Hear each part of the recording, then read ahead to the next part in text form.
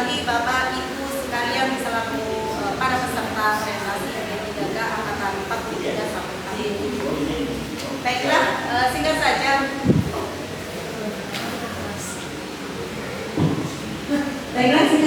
Saya akan menyampaikan sedikit tentang rencana hasil kerja saya yang saya kerjakan kemarin. Itu sebenarnya meminta masukan dari teman sejawat gitu ya. Oke, perkenalan, nama saya Zeni Nurul Hidayah dari SMA Negeri 2 Boyolali. Ada 5 RHK yang saya ambil gitu ya, yang RHK yang diintervensi dari pimpinan. Yang pertama adalah terkelolanya pelaksanaan pembelajaran yang berfokus pada implementasi kurikulum operasional satuan pendidikan atau KOSP. Yang kedua, terlaksananya peningkatan kualitas praktik pembelajaran guru. Yang ketiga, tersusunnya kurikulum operasional satuan pendidikan yang berorientasi pada peningkatan pembelajaran partisipatif. Yang keempat, terkelolanya kegiatan pengembangan kompetensi guru dan tenaga pendidikan. Yang terakhir adalah terkelolanya penugasan guru dan tenaga pendidikan untuk mewujudkan penyelenggaraan pembelajaran yang berkualitas. Jadi sebenarnya kadang-kadang banyak, cuman kita kemarin cuma mengambil 5 ini saja. Lanjut.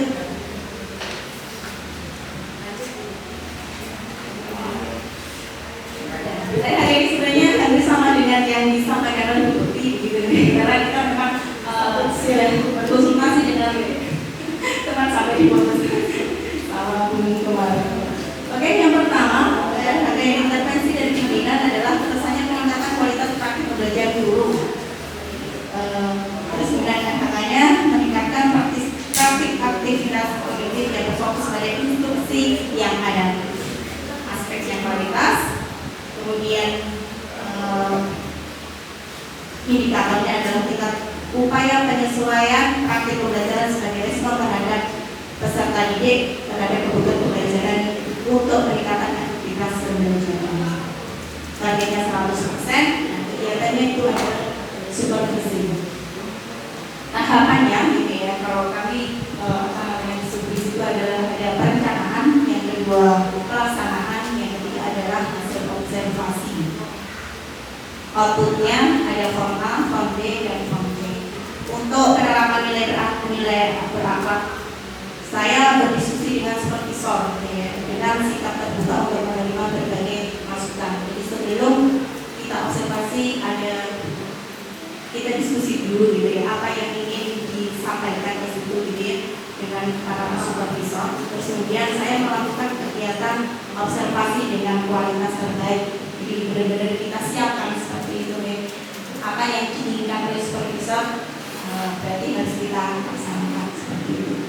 Lanjut. Yang kedua adalah RHK yang diintervensi, terusnya kurikulum operasional satuan pendidikan KOSP yang orientasi pada peningkatan pembelajaran partisipatif. RHK-nya adalah khususnya kurikulum KOSP sebagai acuan dalam peningkatan pembelajaran yang kualitas. Indikatornya tingkat kontribusi dalam penyusunan dokumen kurikulum operasional satuan pendidikan dengan standar yang digunakan. Terus kemudian targetnya 100%. Kegiatannya dan tahapannya adalah yang pertama membuat perangkat pembelajaran ya. Nah, untuk membuat perangkat pembelajaran ini tahapannya adalah berdiskusi dengan teman sejawat dalam pembuatan. Kenapa kami berdiskusi?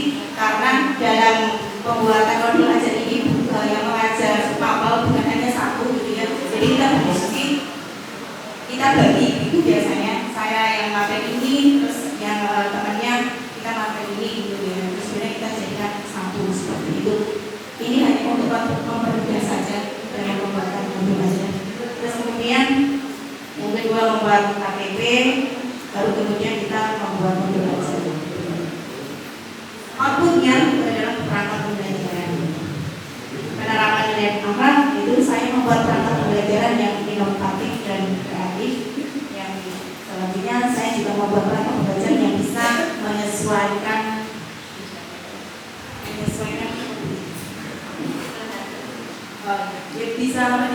terhadap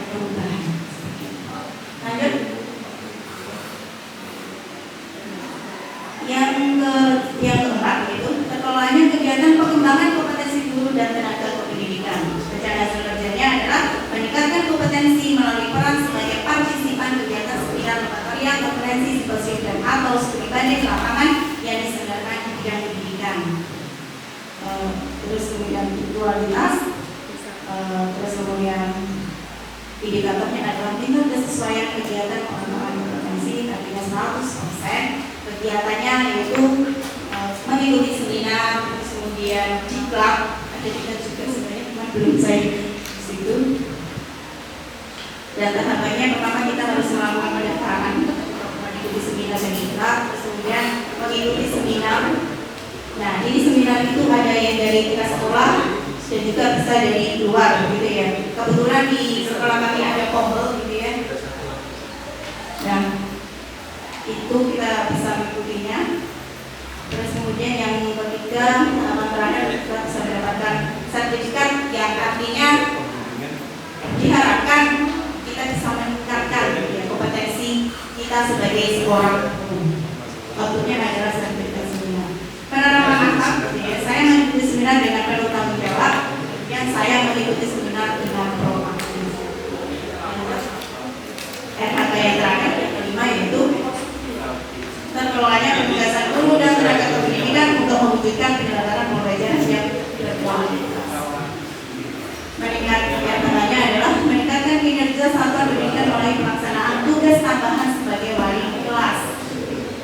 Maksudnya adalah kelas, kegiatannya, indikatornya adalah tingkat kesesuaian pelaksanaan tugas tambahan dengan peningkatan tugas satuan pendidikan. Targetnya 100%, kegiatannya adalah melaksanakan tugas sebagai wali kelas. Tahapannya yang pertama adalah membuat program kerja wali. Yang kedua melaksanakan program wali kelas. Setelah kita membuat program wali, kita melaksanakannya. Yang ketiga kita membuat laporan wali kelas. Outputnya itu adalah laporan wali kelas. Penerapan nilai 4, saya melaksanakan tugas sebagai wali yang bisa memahami dan memenuhi kebutuhan siswa serta dapat diandalkan dan solutif terhadap setiap permasalahan yang dialami oleh peserta. Lanjut.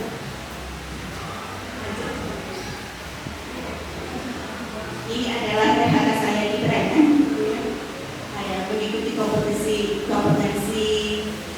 PMM gitu ya, sebagai peserta pelatihan mandiri. Jadi itu mendapatkan sertifikat nanti dari PMM. Kemudian meningkatnya kompetensi melalui peran sebagai peserta berbanding praktik baik yang disampaikan komunitas belajar. Jadi saya katakan bahwa Kombel di SMA 2 Solo sudah ada gitu ya. Terus kemudian yang ketiga meningkatnya kompetensi melalui sebagai kegiatan pelatihan atau tenaga teknis yang memperoleh sertifikat dengan bimbingan pada disertasi untuk diklat gitu ya. Jadi saya mengikuti juga sebenarnya sudah saya sudah mendapatkan sertifikatnya, cuma belum saya kumpulkan gitu ya. Terus yang keempat meningkatnya kompetensi melalui sebagai partisipan kegiatan seminar karya presentasi dan atau studi banding lapangan yang diselenggarakan di bidang pendidikan. Lanjut, mungkin sudah gitu ya. Mungkin itu saja yang bisa saya sampaikan terkait dengan rencana hasil kerja saya. Mungkin kalau ada kritik dan saran silakan untuk disampaikan. Ini dari teman-teman dulu. Kalau tidak ada mungkin dari Pak Jenderal langsung. Saya tanya dulu Bu Yeni dulu, makornya apa? Kalau saya matematika Pak. Oke. Kebetulan kan SMA 2 itu juga sekolah kependudukan ya. Betul. Aplikasi apa itu sekolah kependudukan itu diambilkan dari matematika contohnya. Mungkin kan juga ada indikator ketika modul ajar itu kan ada indikator yang bisa dimasukkan di sana.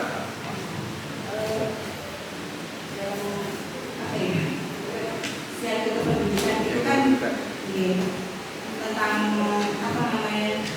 Kebetulan saya itu di sana baru ya Pak. Jadi saya belum paham begitu Pak gitu ya untuk siapa kependudukan gitu. Cuman kalau untuk indikator dalam pembuatan modul ajar gitu ya, untuk siapa kependudukan kita diharapkan siswa itu paham gitu ya akan partisipasinya dalam